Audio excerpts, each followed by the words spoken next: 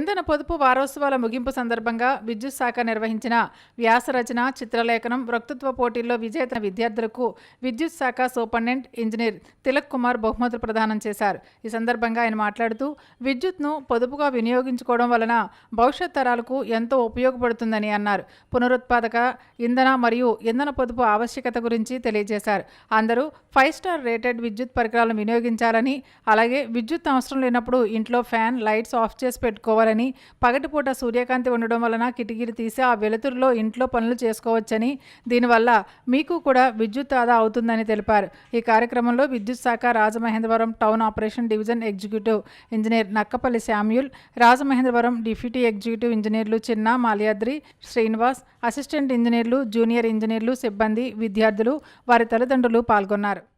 నిర్వహణపరమైన కారణాల వల్ల రాజమహేంద్రవరం, విశాఖపట్నం, రాజమహేంద్రవరం మధ్య నడిచే ప్యాసింజర్ రైలును తాత్కాలికంగా రద్దు చేస్తున్నట్లు విజయవాడ డివిజన్ ప్రజా సంబంధాల అధికారిని సుశ్రత్ ఎం మంద్రాపూర్కర్ తెలియజేశారు. రాజమహేంద్రవరం, విశాఖపట్నం రైలు డిసెంబర్ 26 నుంచి 28 వరకు, విశాఖపట్నం, రాజమహేంద్రవరం రైలు డిసెంబర్ 27 నుంచి జనవరి 1వ తేదీ వరకు రద్దు చేసినట్లు వెల్లడించారు. మాతృశ్రీ శారదాదేవి 173వ జయంతి ఉత్సవాన్ని పురస్కరించుకుని నారాయణ సేవా పేరిట రాజమహేంద్రవరం రామకృష్ణ మఠం ఆధ్వర్యంలో మారేడుమిల్లి మండలంలోని లోతట్టు గిరిజన గ్రామాలైన కొండాడ, మంజుమామిడి, మల్లిసాల, పూజారిపాకలు, చెలకపాకలు, వేటకూరు, కొత్తవలస, పందిరిమామిడికోట, ఇవ్వంపల్లి, భీమవరంలోని వృద్ధులు, వితంతువులకు, వికలాంగులకు, పేద గిరిజన మహిళలకు చీరలు పంపిణీ చేసినట్లు రామకృష్ణ మిషన్ కార్యదర్శి స్వామి పరిజ్ఞానంద మహారాజ్ తెలియజేశారు. ఈ సందర్భంగా సుమారు 200 మందికి చీరలు పంపిణీ చేశారు.